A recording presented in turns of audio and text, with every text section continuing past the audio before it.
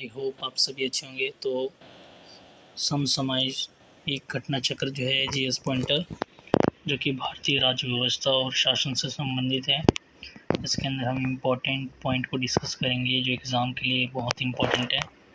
तो आइए स्टार्ट करते हैं। पहला, भारत का संवैधानिक विकास। भारतीय विधान परिषद को बजट पर बहस करने की शक्ति प्राप्त हुई भारतीय परिषद अधिनियम 1892 के अंतर्गत। कोलकाता में सर्वोच्च न्यायालय की स्थापना का प्रावधान किया गया है रेगुलेटिंग एक्ट 1773 में। भारत में संघीय न्यायपालिका की स्थापना की गई है भारत सरकार अधिनियम 1935 के द्वारा। तो भारत का संघीय न्यायपालिका की स्थापना किया गया था 1937 में। तो कब किया गया था? 1937 में। साथ में जो है आपको ये पता होना चाहिए कि आपका नियंत्रण परिषद की स्थापना कब किया गया था? पिट्स ऑफ भारतीय अधिनियम 1874 इसके तहत। और सर्वोच्च न्यायालय की स्थापना जो है नियामक अधिनियम जो है अधिनियम 1773। इंग्लिश मशीनरियों को भारत में कार्य करने की अनुमति जो है चार्टर अधिनियम 1813 के तहत।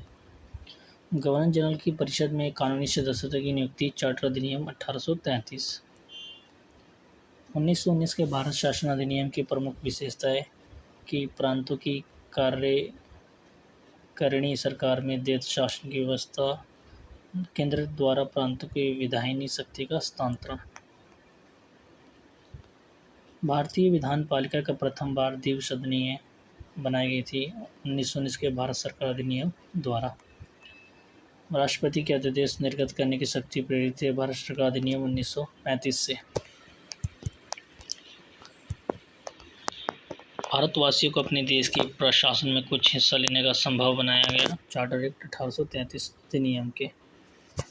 भारत के संविधान में केंद्र और राज्यों के बीच किए गए शक्तियों का विभाजन आधारित है। तो हमारे देश में जो है और संविधान में जो है केंद्र और राज्य के बीच में जो है बंटवारा किया गया शक्तियों का, तो भारत सरकार अधिनियम 1935 के द्वारा किया गया है।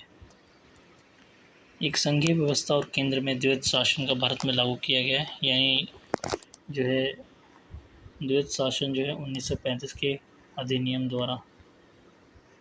अखिल भारतीय महासंघ स्थापित करने का प्रावधान शामिल किया गया है भारत सरकार अधिनियम 1935। तो अखिल भारतीय महासंघ स्थापित करने का 1935 में दिया गया है।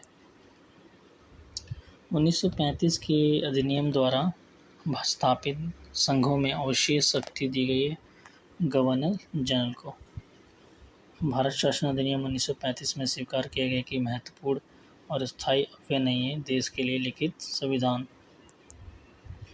1935 के गवर्नमेंट ऑफ इंडिया एक्ट एक महत्वपूर्ण है क्योंकि ये जो है भारतीय संविधान का प्रमुख स्रोत है। तो भारतीय संविधान के जो भी स्रोत है उसमें से गवर्नमेंट ऑफ इंडिया एक्ट 1935 का सबसे इम्पोर्टेंट सोर्स माना जाता है। बर्मा जो है भारत से कब अलग हुआ था? तो गवर्नमेंट ऑफ इंडिया एक्ट 1935 के फलस्वरूप में। तो 1935 के जो गवर्नमेंट ऑफ इंडिया एक्ट उनके फलस्वरूप में क्या हुआ? बर्मा भारत से अलग हो गया। फिर आते हैं 1937 के चुनाव में कांग्रेस का मंत्रिमंडल बना कुल 8 प्रांतों में। ठीक है, तो 1937 में चुनाव हुआ था कांग्रेस का मंत्रिमंडल और जो है बना था वो कुल 8 प्रांतों में बना था। एक निर्वाचित संविधान सभा द्वारा भारत के संविधान का निर्माण करने का प्रस्ताव किया गया था। तो निर्वाचित संविधान सभा द्वारा जो है भारत के संविधान का निर्माण करने का प्रस्ताव किया गया था क्रिप्स मिशन द्वारा। भारत में उपनिवेशिक शासन के संदर्भ में 1843 और 1883 में इल्बिट बिल का उद्देश्य क्या था? देखो, जहाँ तक अदालतों की दंडनीय अधिकारी का संबंध था, भारतीय और यूरोपीय लोगों को बराबर पर रोकना था। तो इल्बिट बिल इसीलिए बनाया गया था ताकि भारत और यूरोपीय के बीच जो है बराबरी पर रोकना हो। कैबिनेट मिशन योजना के अंतर्गत संविधान निर्मात्री परिषद में प्रत्येक प्रांत को आवंटित सदस्य संख्या निर्धारित करने के लिए प्रतिनिधि जनसंख्या अनुपात में 10 लाख, यानी जो निर्धारित किया गया था आपका प्रांत, तो वो था एक प्रतिनिधि किसके कितने जनसंख्या के अनुपात में था? 10 लाख व्यक्ति।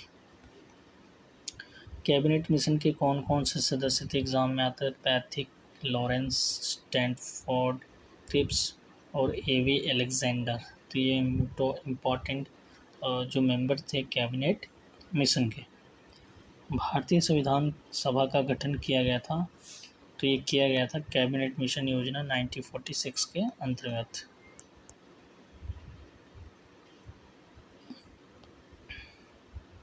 बात है 1946 में निर्मित अंतरिम सरकार में कार्यपालिका परिषद के उपसभापति थे जवाहरलाल नेहरू।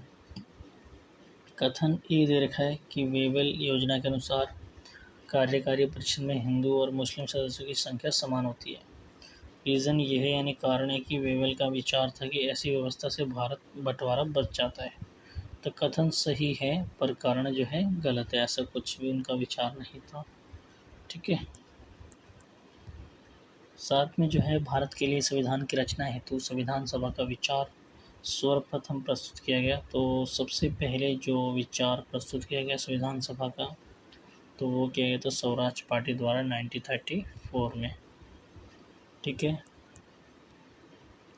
साथ में जो है संविधान के बारे में सही कथन है कि इसने सबसे बड़ी संख्या में समितियों की मदद से काम किया और उनमें से प्रारूप समितियों में सबसे महत्वपूर्ण थी।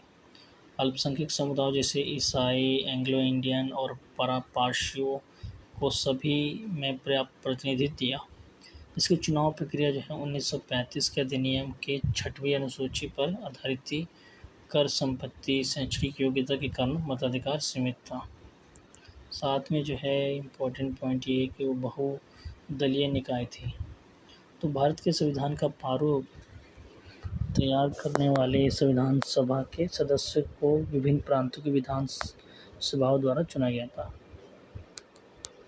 संविधान सभा के सदस्यों का चुनाव हुआ था, तो इनका जो चुनाव हुआ था वो आपका प्रांतीय सभाओं द्वारा हुआ था ये चुनाव। ठीक है।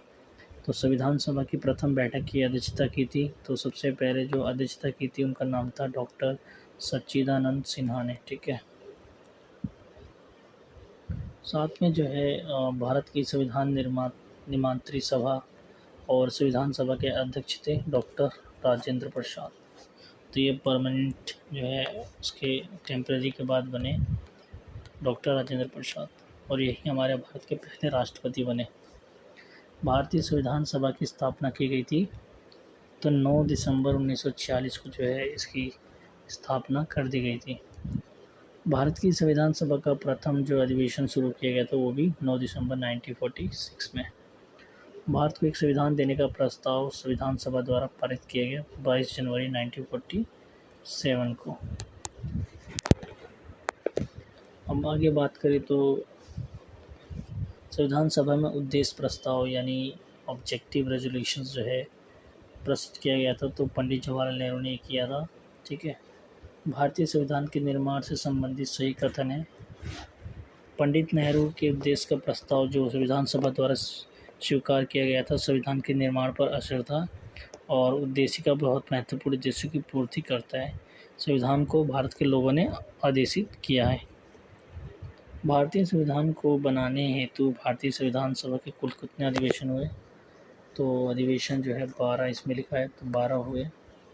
भारतीय संविधान के निर्माण में संविधान सभा को समय लगा 2 वर्ष 11 महीने 18 दिन। तो आप देख सकते हैं कितना वर्ष लग गया इसमें, 2 वर्ष 11 महीने और 18 दिन। संविधान सभा के पहले जो है उपाध्यक्ष बने थे HC मुखर्जी और प्रारूप समिति के मूलतः एकमात्र कांग्रेसी सदस्य थे KM मुंशी। ठीक है। राजस्थान की रियासतों का प्रतिनिधित्व करने वाले संविधान VT कृष्णाचारी। ठीक है। संघीय संविधान समिति के अध्यक्ष थे जवाहरलाल नेहरू। तो संविधान सभा की प्रांतीय संविधान समिति का अध्यक्ष कौन था? सरदार पटेल। भारतीय संविधान सभा की प्रारूप समिति के अध्यक्ष थे डॉक्टर BR अम्बेडकर। तो प्रारूप समिति के अध्यक्ष कौन थे? BR अम्बेडकर। साथ में जो है भारतीय संविधान द्वारा स्थापित मौलिक अधिकार और अल्पसंख्यक हेतु सलाहकार समिति के अध्यक्ष थे सरदार पटेल। डॉक्टर BR अम्बेडकर की अध्यक्षता में संविधान सभा की प्रारूप समिति में अन्य सदस्य थे 6। तो 6 जो सदस्य थे वो अन्य सदस्य थे डॉक्टर बी आर अम्बेडकर की अध्यक्षता में संविधान सभा की पारुप समिति में। संविधान सभा ने डॉक्टर बी आर अम्बेडकर की अध्यक्षता में पारुप समिति का गठन किया, तो ये 29 अगस्त 1947 को। साथ में अगर बात करें कि भारतीय संविधान के निर्माण के समय संवैधानिक सलाहकार थे, तो बी एन राव थे कॉन्स्टिट्यूशनल एडवाइज़र थे हमारे भारतीय संविधान के निर्माण के समय। साथ में जो है भारतीय संविधान का प्रथम प्रारूप तैयार किया गया था, तो वो किया गया था बी एन राव द्वारा। वहीं अगर बात करें कि भारत के संविधान सभा ने राष्ट्रीय ध्वज को सर्वप्रथम स्वीकार किया, तो बहुत इम्पोर्टेंट डेट है 22 जुलाई 1947 को जो है स्वीकार कर लिया गया था। संविधान निर्माण परिषद की झंडा समिति के अध्यक्ष थे डॉक्टर राजेंद्र प्रसाद। तो वो जो फ्लैग कमेटी के जो सदस्य थे वो कौन थे? डॉक्टर राजेंद्र प्रसाद जो है उसका अध्यक्ष थे। भारत का संविधान पूर्ण रूप से तैयार हुआ था 26 नवंबर 1949 को, और 24 जनवरी 1950 को क्या हुआ, ये लागू हो गया। संविधान को 26 जनवरी के दिन लागू करने का निर्णय इसलिए किया गया क्योंकि कांग्रेस ने इस तिथि को 1930 में स्वतंत्रता दिवस के रूप में मनाया था। ठीक है, तो भारतीय संविधान को अपनाया गया था संवैधानिक सभा द्वारा। वहीं आगे बात करें तो भारत का संविधान अंगीकृत और अधिनियमित हुआ था 26 नवंबर 1949 को, और बी आर अम्बेडकर का संविधान सभा में निर्वाचन हुआ था। वो कहाँ से थे? बम्बई प्रेसिडेंसी थे। साथ में जो है डॉक्टर भीमराव अम्बेडकर का जन्म और मृत्यु 1891 में, और उनका मृत्यु जो है 1956 में। जन गण मन को भारत के राष्ट्रगान के रूप में अपनाया गया 1950 में, और भारत शासन द्वारा राजकीय चिन्ह जो है स्टेट एम्बलम अंकित किया गया 26 जनवरी 1950 से। ठीक है, तो तृतीय गोल में सम्मेलन के विचार विमर्श की परिणति भारत सरकार अधिनियम 1935 के पारित होने के रूप में हुई। और जो भारत सरकार अधिनियम यानी गवर्नमेंट ऑफ इंडिया एक्ट 1935 ने क्या किया? 1935 ने ब्रिटिश भारत के सूबों और भारतीय रियासतों को एक संघ पर आधारित ऑल इंडिया फेडरेशन के गठन का उपबंध किया। ठीक है, तो भारत का संविधान देश की आवश्यकता की पूर्ति करता है। रीजन कथन है ये, और कारण दे रखा है कि इसको एक गृहीत संविधान कहा जाता है। तो ये दोनों ही सत्य, परंतु RA का सही स्पष्टीकरण नहीं है। संविधान सभा में वैश्विक मताधिकारों को 15 वर्ष के लिए स्थगित करने की बात की थी मौलाना आज़ाद ने। ठीक है, भारत की स्वतंत्रता के बाद भारतीय राष्ट्रीय कांग्रेस को एक राजनीतिक दल के रूप में भंग कर दिया जाना चाहिए। सुझाव दिया था किसने? महात्मा गांधी ने बोला था कि जो है भारतीय राष्ट्रीय कांग्रेस को जो है स्वतंत्रता के बाद जो इसको भंग कर देना यानी हटा देना। अपनी राष्ट्रवादी प्रतिक्रियाओं में भारतीय संविधान के निर्माताओं ने अल्पसंख्यकों के हितों तथा भावनाओं के महत्व को कम करके आंका। ये कथन है किसने? आइवर जेनिंग्स का। ठीक है, साथ में जो है संविधान सभा के कांग्रेसी थे और कांग्रेस भारत था। ऑस्टिन ने कहा ये बात। भारतीय संविधान सभा में कुल कितने महिलाएं सदस्य थी? तो 15। तो आपका पहला पार्ट है GS पॉइंटर का। आई होप आपको ये समझ में आएगा। Thank you so much.